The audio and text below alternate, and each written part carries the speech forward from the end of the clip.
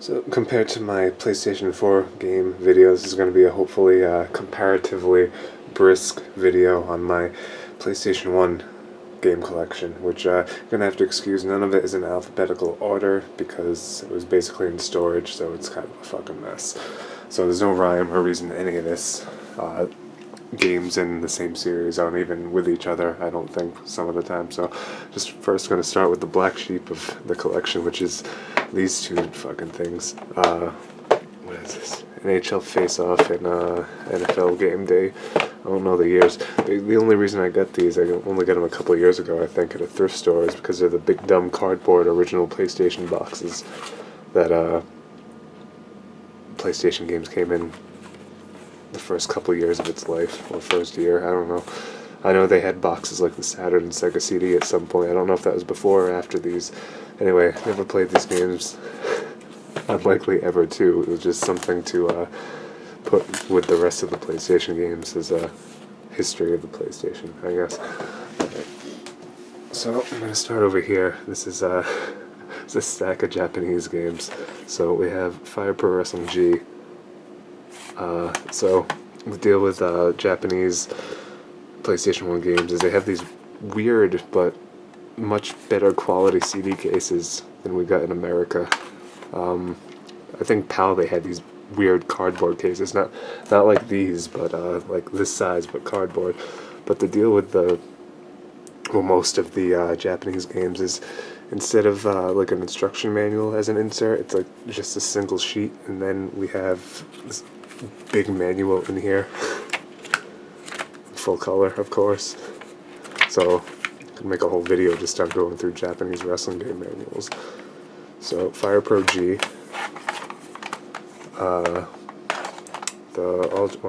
sideways. All Japan King Soul, or King of Souls, I don't know the translation. Awesome game. Really, like, I'm not saying it's a rare game, but it's hard to find online most of the time. People that have it know how awesome it is. So look, Fire Pro, we have a manual in here. So which one is that? So I think this is just the instruction manual. And then behind here is like a strategy move list guide that's fucking huge. It's ridiculous.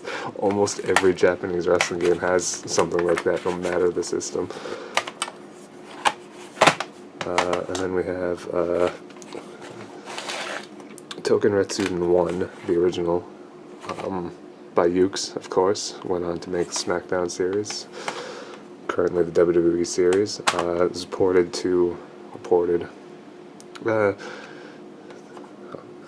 what the fuck am I trying to say?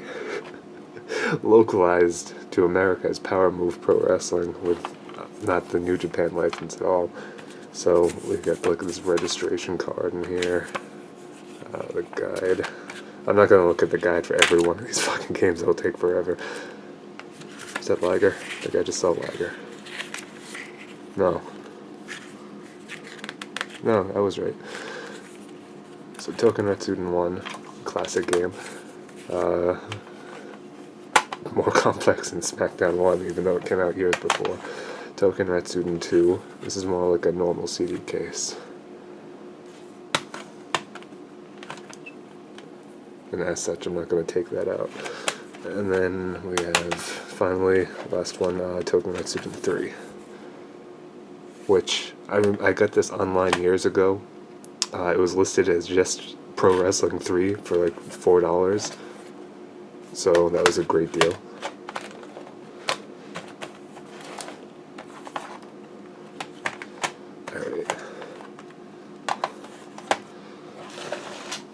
Now moving on to actual American games.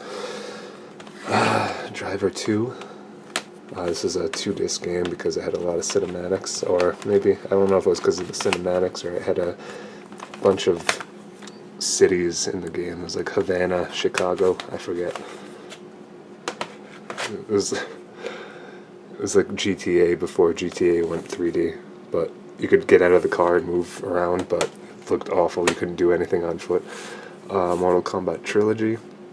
This was the final iteration of Mortal Kombat 3, came out after Ultimate Mortal Kombat 3. home console only. It was never in the arcade. Speaking of Power Move Pro Wrestling, like I said, it's just Token Ratsuden 1, but with fake original characters. WCW Mayhem. Between this and the N64 version, I would actually go with the PlayStation version just because it has more actual entrance themes in the game. The N64 version only has Tony Schiavone on commentary, whereas the PlayStation version has Heenan and Tony Schiavone on commentary, and it has more entrance themes. But the N64 version has obviously much better load times for the character selection menu. WCW NWO Thunder. My mother got this for me randomly one January 1999 evening. I thought it was awesome until I realized it wasn't. But for some reason, when my sister and I would play wrestling games, this was always the one she wanted to play, because she wanted to play as the dumb characters, like the horse, the fucking pig, and the cow and shit.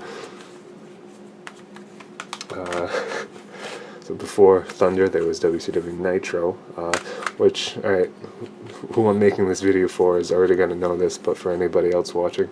So WCW Nitro eventually came out on N64, but it was, for all intents and purposes, WCW Thunder's roster, but it was called Nitro for some reason, and it was completely not worth playing because the only appeal of these two games was the full motion video cutscene rants that would play in the selection screen.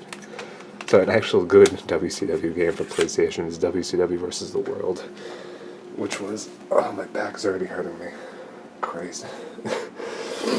This is one of the first PlayStation 1 games I got Christmas 1998.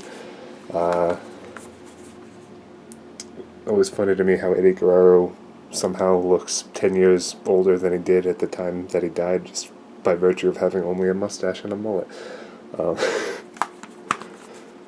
Not as good as World Tour, when they began to really perfect the engine, but still a good game.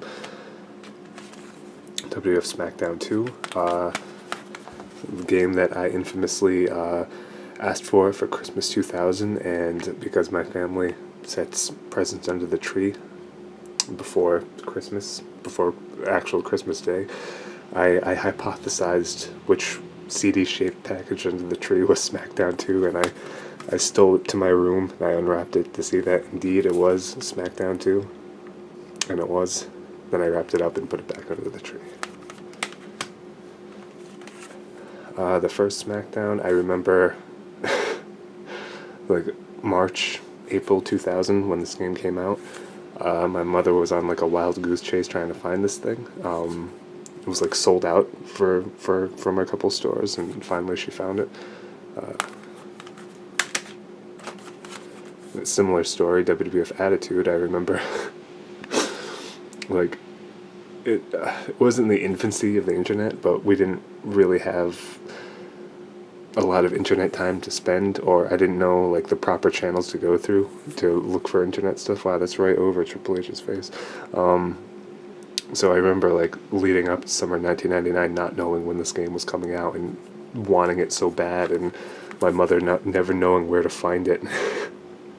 I remember on my sister's birthday, which is July 30th, I was so convinced that my mother would bring this home for me because she went to the mall with my sister, and she didn't, and I was heartbroken. And then I felt bad that I was heartbroken because she felt bad that she couldn't find it for me. So eventually, just one early August day, my grandmother came home. I was like, oh, okay. WWF Warzone, which, you know, you say what you will about the Acclaim games, but if you were a WWF fan in 1998 and 1999, that's all you had to go on for 3D wrestling games until Aki saved the day on N64.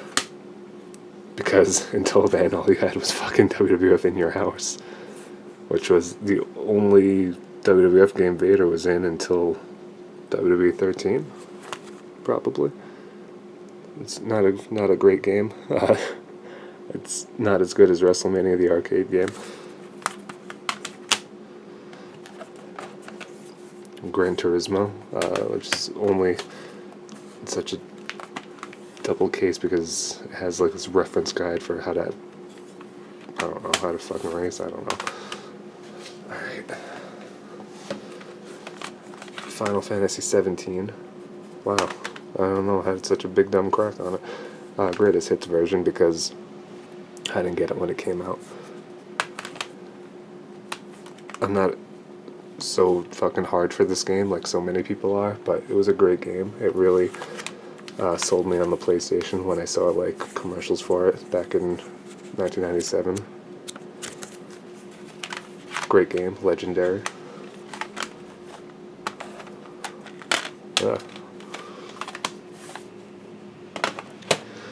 Area 51, this is like a FMV rail shooter. Now, for some reason, I remember playing this all the time on Saturn. I didn't even realize I had it for PlayStation 1. Huh. Wonder which version's better. Probably PlayStation 1, just for the capacity. I don't know. I just pulled that out of my ass. Crash Bandicoot Warped. This is the first Crash game I played, and I loved it. If I was going to go back to play it now, I guess I'd just play it on the PlayStation 4. Tomb Raider 2. I don't remember much about playing Tomb Raider 2, except I remember that there was like a that's fucking so 90s. There was a training level at Lara's mansion where my sister and I would just mess with the butler. There was a butler wandering around and we'd trap him in like the freezer for some reason. Tomba. I love this game. It's one of my favorite games on the PlayStation. So when we got the PlayStation for Christmas 1998, the demo disc that came with it had like a pretty lengthy demo of Tomba, and we loved it so much, like that week, Christmas vacation, we went out and got the full game.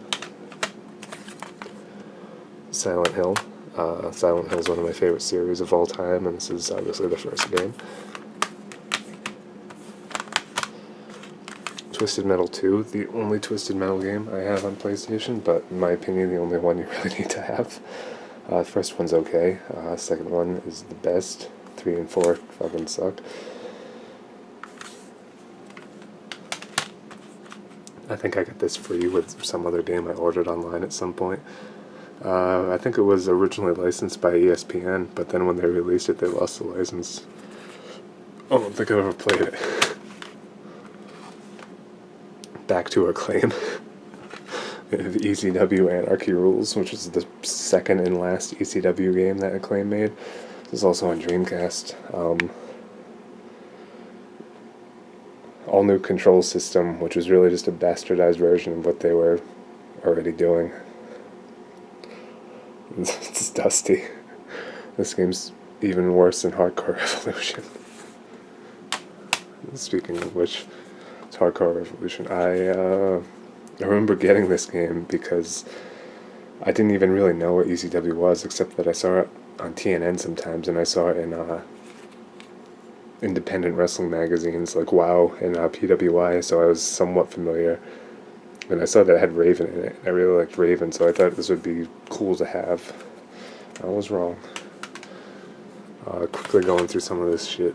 It's Madden 99. It's the only football game I have. Triple Play 99. And High Heat Baseball 2001. Well, you know, given how sports games are named, I probably got this in 2000. That's probably when it came out. Final Fantasy IX. This is my favorite Final Fantasy game, actually.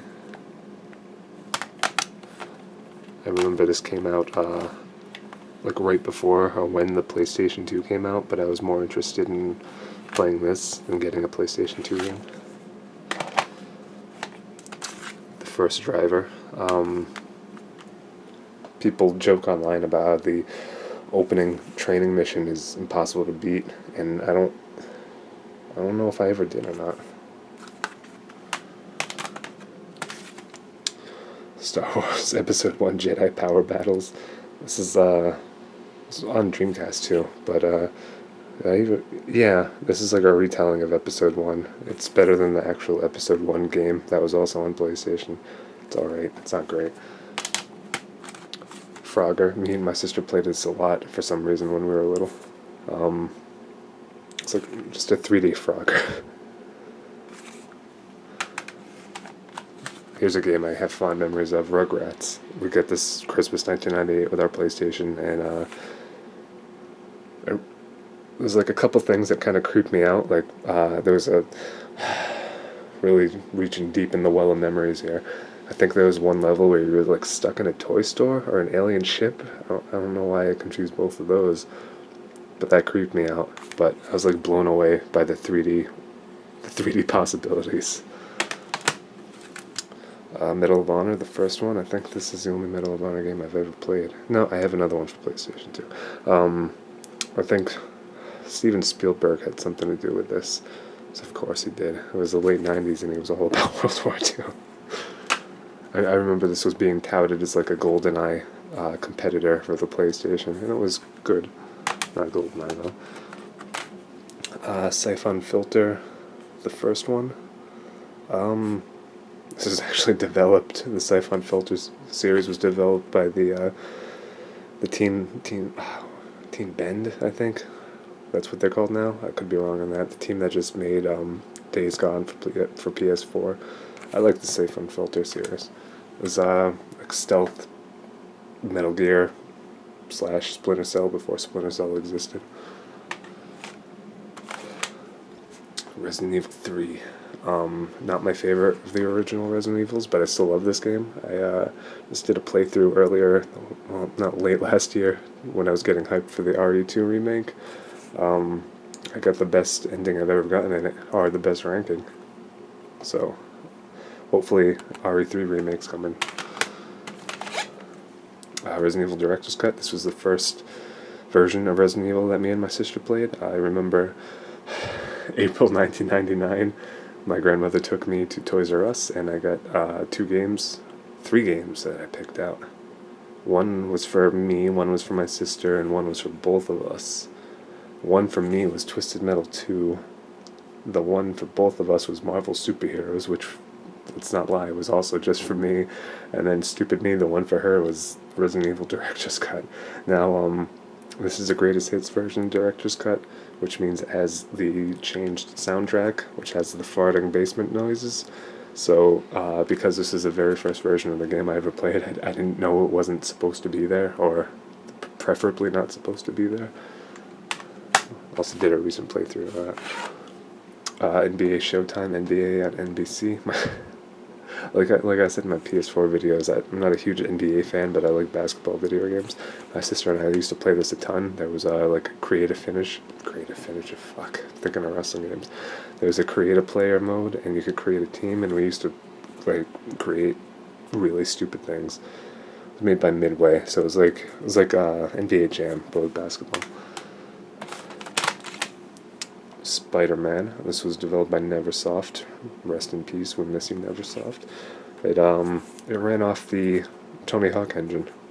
I love this game. I got it for Christmas in 2000, and I beat it that night because I played it on kid mode like a dummy. 007, Tomorrow Never Dies. This was the first Bond game that came out after GoldenEye, so that we all had high hopes for it that were promptly dashed. It's not a very good game. It's not awful. It's a third-person game, and it has no multiplayer or anything, and that's kind of what the biggest bummer was. But if you have cheat codes and you play it with the cheats, it's a good time. Sometimes. Final Fantasy VIII. This is a split game amongst Final Fantasy fans. I really like it. It was actually the first one I ever owned. I think my sister got it for Christmas 1999. She got it solely on the quality of the FMV cutscenes, and she didn't know that it was like an RPG. So she was very confused by the turn-based battle system. The fuck is that? But eventually she got into it, and I got into it, and good times were had. Now, if I can fucking open this with one hand. Am I thinking of another game? Yeah, okay. It was this one. So, there was like a mini strategy guide that came with this, or mini walkthrough for like the first hour of the game. Alright, going through quickly now. 40 Winks. This is by Eurocom, who's one of the most underrated developers. I think fucking Activision closed him down years ago, unfortunately. This actually just got released on N64, and I mean literally, it just got an official release on N64 by Pico Interactive, who they like buy the rights for old games and redistribute them, because a version for the N64 was originally going to come out, but it never did back in the day, and they just released it. Yeah, there's a fucking PlayStation game with a Nintendo official magazine blurb on the cover. I can play this game now, and I appreciate it for what it is. It's like a fun little platformer, but for some reason back in the day it made me sick to my stomach. Batman and Robin, based on the incredible 1997 movie. So it's hard to describe. This game is like gross. This game is like Arkham City, Arkham Knight before technology could ever allow that game to exist. So it's like an open world Gotham. You can go back to the Batcave anytime. You go out in the Batmobile and you look for clues. Get the fuck off that, Jesus. So like it's really cool in that regard, but the combat is so clunky. The graphics, obviously, the technology obviously can't support such a scope. But you know, like a lot of games that get ragged on for being awful, I think that if you take the time to learn the admittedly archaic and confusing mechanics, you can have a decent time. 007 The World's Not Enough. This came out after Tomorrow Never Dies. It went back to being a first-person game. Now, there's also A World Is Not Enough for N64 that is vastly superior to this version. It has multiplayer, it's much longer. So I saw that it was first-person too, so naturally, as a kid back in the day, I thought it was the same game just ported to PlayStation. No, it's not. It's not as good. It's a completely different game, completely different graphics, completely different missions. Still worth playing, though, I guess. Especially because it's probably cheap as shit. It's evidenced by the fact that I have a random second copy of it. SimCity 2000. I remember playing SimCity on a friend's PC, and then shortly after seeing that, oh, god damn these cracks, that I had a port for PlayStation, so I asked for it, and pretty cumbersome to play with a PlayStation controller instead of like a mouse and keyboard, but I remember having a lot of fun with it. Star Wars Rebel Assault 2. This is like an FMV game, if I remember. Yeah, I don't remember much about it. I don't think it was very good. One of my favorite games of all time, Resident Evil 2. DualShock Analog Controller Edition, which also has the Extreme Battle Mode. I just played through this earlier this year in anticipation of the remake. I got this Christmas the same year my sister got Resident Evil 3 for Christmas, so it was a very Resident Evil-centric Christmas, and scared the shit out of me, as many things were apt to do when I was a child. I think it took me like close to a year to beat it, even though these days you can run through it in like 3 hours. Martian Gothic Unification. This is like a late release survival horror game for PlayStation. It's on PC too, I think. It's like clunky as all fuck, but if you like survival horror games, it's really unique. There's a mechanic where each of these 3 people you control separately, and they can't get close to each other or interact, or else something bad happens. So it's like a lot of balancing. Not a great game, but it's unique and fun. Duke Nukem 3, Total Meltdown, which is just Duke Nukem 3D, which is the only way, or the only port of this game I played back in the day. So there was also Duke Nukem 64, which was like a completely different game. Between the two, which would I prefer? The PC version. But between those two, probably this. And without hyperbole, my favorite video game of all time, the original Metal Gear Solid. I noted in my PS4 video the Metal Gear Solid or Metal Gear franchise is my favorite ever, and Metal Gear 1 is my favorite game of all time. Beaten this game more times than I can probably count, along with the Twin Snakes remake on GameCube. I don't know, it was the first video game I ever played where it had like a gripping and well-acted emotional story, so it'll always have a big place in my heart. Alright. Hot Shots Golf, which is confusingly also known as Everybody's Golf in Japan and PAL, and I think now in America it's called Everybody's Golf. This was also on the demo disc that my sister and I played that came out of PlayStation, and I by no means like golf, but it was pretty fun. Parasite Eve 1. So this also came with, what did that come with? Includes 1998 collector's CD. Oh. So this is very much a square RPG, but survival horror-ish. I think I got this after we got Parasite Eve 2, which is Square literally just doing Resident Evil, so unlike the first Parasite Eve, this is much more like a traditional Resident Evil style survival horror. Out of the two, I prefer the first Parasite Eve, just because it's different, and this isn't a bad game by any means. So, Jeremy McGrath's Supercross 98, I think where the fuck did this come from? I think this is like a thrift store save that it was like $1 and I didn't want to see it just get put away, so I got it. Road Rash 3D. Now this isn't a thrift store save. I remember my mother got this for me for Easter in 1999. I don't know why. I've never shown interest in motorcycles or racing, but it was fun enough. I mean, it's Road Rash. There were better Road Rash releases that came after this. Shit, I promise I wouldn't do that. On N64. Tony Hawk's Pro Skater. Legendary game, of course. Got this Christmas 1999. I didn't know I wanted it, but I'm glad I got it, because, you know, we all went through a love affair with Tony Hawk, and we all became skateboard fans, like we knew what we were talking about for a while. And then, of course, we had Tony Hawk 1, you gotta have Tony Hawk 2, which is better in every conceivable way to an already great game. You know, it's funny, because these are both great games, obviously, but the thing I remember most about both of them is the soundtracks. I remember the Papa Roach song, I remember this rap song on here, and I remember playing as Spider-Man in a terrifying heaven level that scared the shit out of me.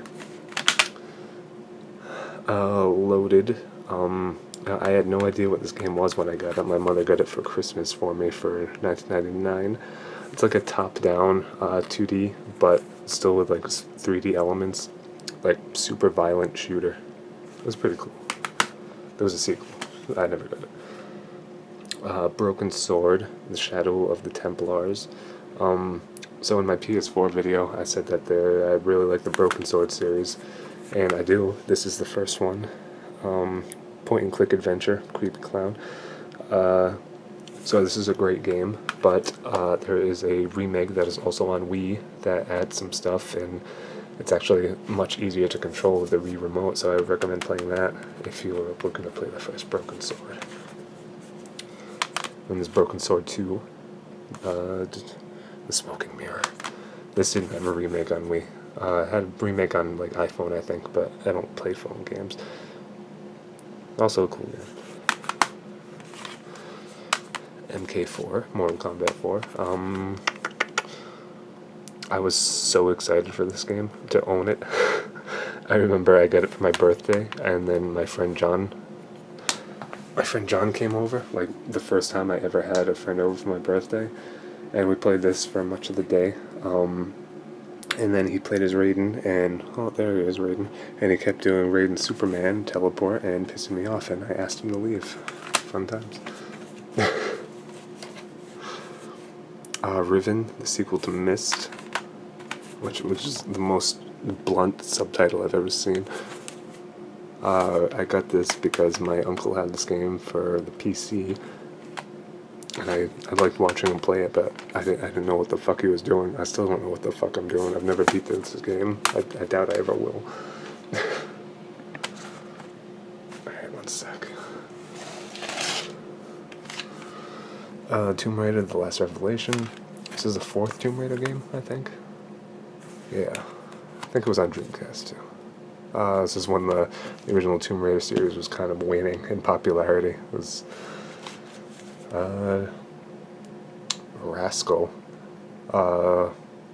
This was developed by Traveller's Tales. Oh, fuck.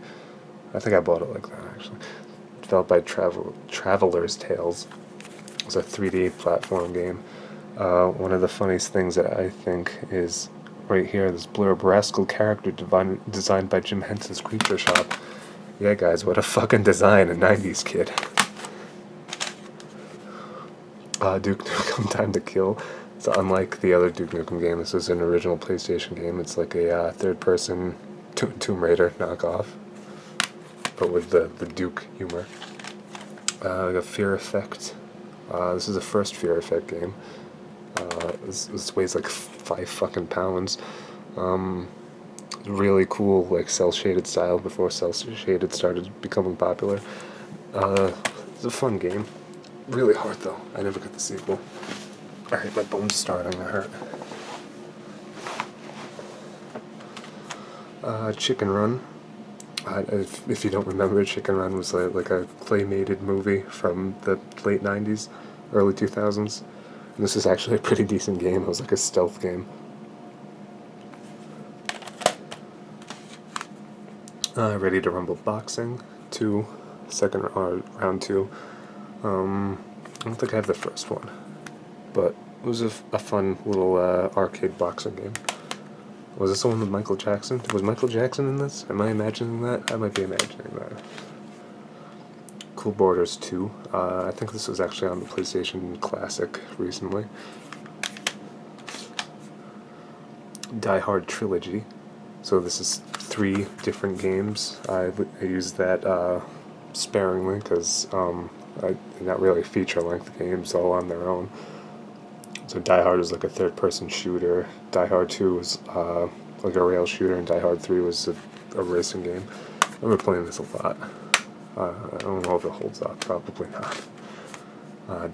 Die Hard Trilogy 2, Viva Las Vegas. So the funny thing, so this game was based on the actual Die Hard trilogy, the first 3 movies, and then they came out with this Die Hard Trilogy 2, which isn't based on 3 movies. It's just like all original shit. Siphon Filter 2, 3. Where's 2? I think I have 2.